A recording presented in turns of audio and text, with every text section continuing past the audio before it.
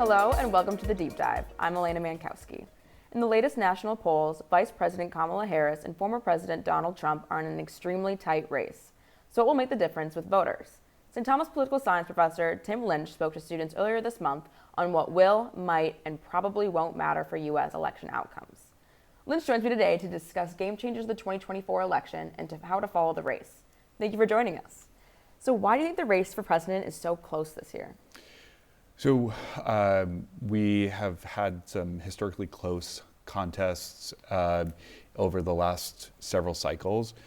In particular, with the Electoral College and the way in which it translates the popular vote into electors, those have been the places that people have been paying attention to, and those have been, there's been a small number of critical states that have been within relatively small margins over the last few decades. And that's in large part why we see the sort of like level of competition that's taking place now.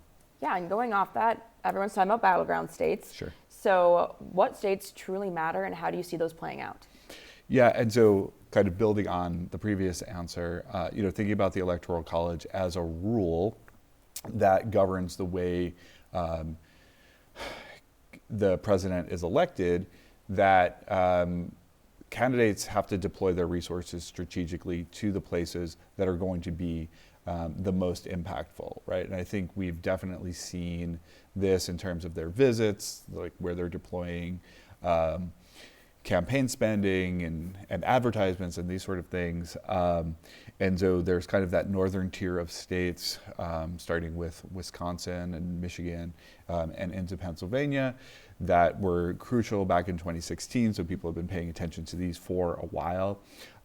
Then there are kind of those southern states of North Carolina, which has been very competitive, but in the GOP column over the last several election cycles. And then Georgia, which the Democrats were able to win in a really close race back in 2020. And then there are those two southwestern states, Arizona and Nevada, that have been competitive, and Arizona, much like Georgia, been one that had gone for the Republicans for several cycles, and then voted for the Democratic candidate, President Biden, back in 2020. Yeah, and so in your presentation, you discussed the terms game changers and game samers. So how would you define what those mean? So game changers and game samers are both focused on events that are happening during the presidential election contest. So the things that are happening during the campaign, a game changer would be something that was an event that happened that really did change the competitive balance of the race.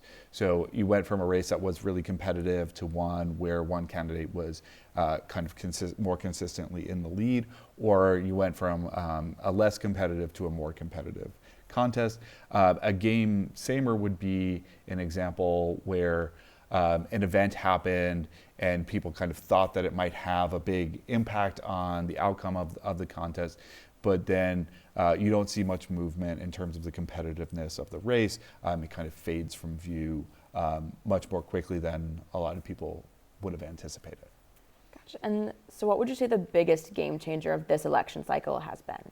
So for this one, if there's any event or series of events that we would kind of fit into that definition, would be the late June debate between former President Trump and President Biden that raised concerns about amongst Democrats about President Biden's ability to stay on the ticket and win the election.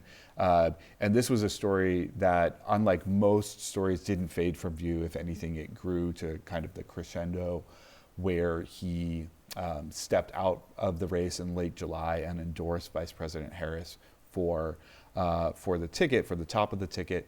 And I think that the way that we would kind of fit it into that game changer definition is that we've actually changed who the candidates are, right? And so now you have a different game between the two competitors. Right, and then kind of on the flip side of that, in terms of the election cycle, could you describe an event that many people thought would have a big change but didn't sway voters? Yeah, so I mean, I think traditionally presidential debates are things that happen so late in the cycle that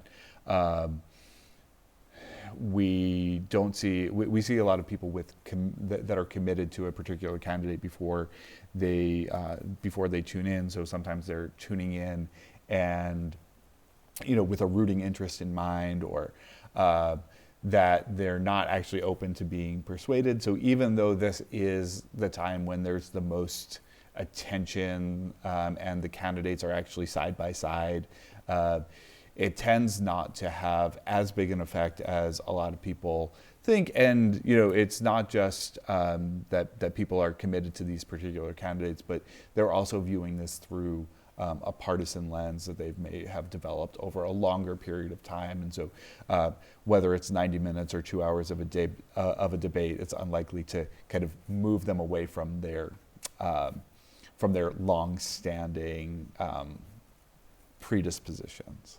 Yeah.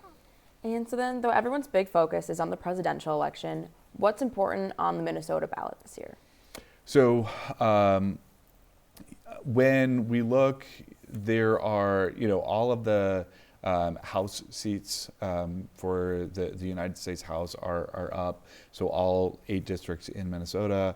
Obviously, there's also a U.S. Senate race that's taking place. But I would also invite people to look a little bit further down the ballot to realize that there are some really impactful state level races.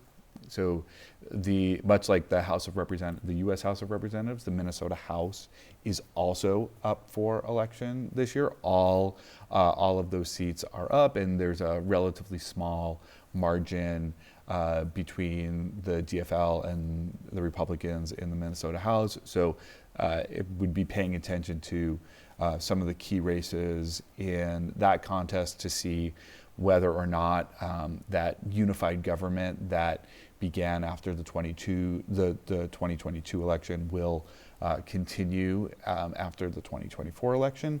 And kind of in the same vein, looking to the Minnesota Senate, which actually does not have elections this year.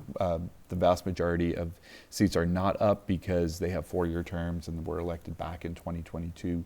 But with the resignation of Senator Morrison in Senate District 45, created a vacancy that will then be filled by a special election that will take place concurrently with the presidential election this year in November. Really important because the chamber, upon Senator Morrison's resignation, became evenly divided between the DFL and the Minnesota Republicans. So the Republican nominee Royce White spoke on campus Wednesday. What is the importance of speaking to college students and the demographic during the election? So, I think one of the things that we've noted is that there is a pretty consistent trend where younger eligible voters or people who are eligible to vote turn out at lower rates than people that are older than them. And there's lots of potential reasons for that. And I think some of the most compelling that I've seen in research are that younger folks, whether they be in college or elsewhere, tend to be more geographically mobile than their counterparts in older age groups, and that creates quite a few kind of logistical hurdles. Because if you have a question about whether you're going to vote maybe on your college campus or whether you're going to vote in your hometown, and if you're going to vote in your hometown, are you going to try to travel back to do that, or are you going to have to try to figure out how to secure an absentee ballot and complete that? And so I think that this is a group that is in more need of kind of information about just the process of voting. And it's a group that has less experience with this process, so it may not be something that they've not developed the habit of voting. So I do think that like reaching out to younger folks, college students who might be new to a community, sharing the issues of that community, and also just the process and the administrative things that go into turning a potential voter into an actual voter. And then recent polls have shown Democrat incumbent Senator Amy Klobuchar is leading by more than 10 points. So what's driving that support for her? So Senator Klobuchar has been in office for quite a number of years at this point. She's seeking re-election. I think in some ways what she's been able to do is define a brand for herself that is separate from the National Democratic Party. And so she has traditionally gotten more support in areas around the state that Democrats or the DFL has struggled with in recent elections. But I do think that there are limits to that because as polarization rises, people become more committed partisans, and as they become more committed partisans, they might be less likely to split their ticket amongst these candidates. So I do think that she has a real opportunity to continue to be the U.S. senator from Minnesota. I think when you look at the willingness of candidates to step forward to run against her, those are all things that we would want to bring into our calculus as variables in terms of trying to understand how she's been able to continually win re-election. Sure. And then you kind of touched on this, but for many college students, this will be their first presidential election that they're eligible to vote in. So with so much media coverage, what do you think is important for students to focus on? Ooh, that's a good question.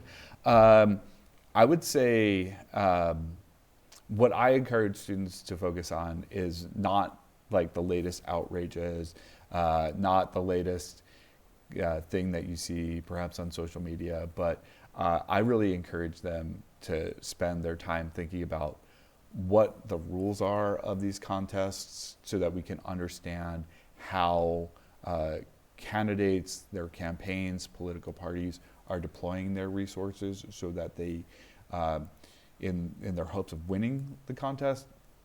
And it also really helps us put into perspective the outcomes of our contest, because the rules are going to incentivize people's behaviors and in turn impact the composition of the electorate, which produces the results in our contests. And then any last thoughts or recommendations on how students should follow along with the election? Yeah, I would say that probably the best advice that I would give, and it's probably advice that I need to take as well, is to have some times where you unplug from it a little bit. Don't get caught up in just looking at poll numbers like the horse race coverage. It's so attractive to kind of treat this as a sporting event of like who's up and who's down. But there are real issues at play in these elections. It's not just a popularity contest. The decisions that are made, whether they be for president, U.S. Senate, U.S. House, or state and local offices, these are all going to have real impacts on your lives. So if you think that you have a certain amount of time that you can dedicate to this, think about what would be the best to inform yourself of the vote that you want to cast. And I might invite you to really not just look at the top of the ballot and do some investigation even a little bit of time, you can learn a lot about the candidates that are running for all of the offices that you're going to be asked to weigh in on this November. All right, well, thank you for joining us. Thank you. For more information on the event, check out the story on thecrest.news and follow us on social media at The Crest News for more election coverage. Professor Tim Lynch, I'm Elaina Mankowski. We'll see you next time we deep dive.